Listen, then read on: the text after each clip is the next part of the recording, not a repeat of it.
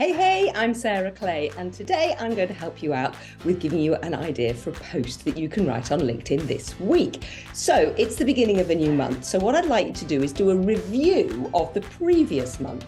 So this could be personal, or it could be business, or a bit of both. So let's look at business. So maybe you've got a new client, or had more clients than you've ever had before, or perhaps you've achieved a goal that you've been aiming for ages and ages, and finally you've got there.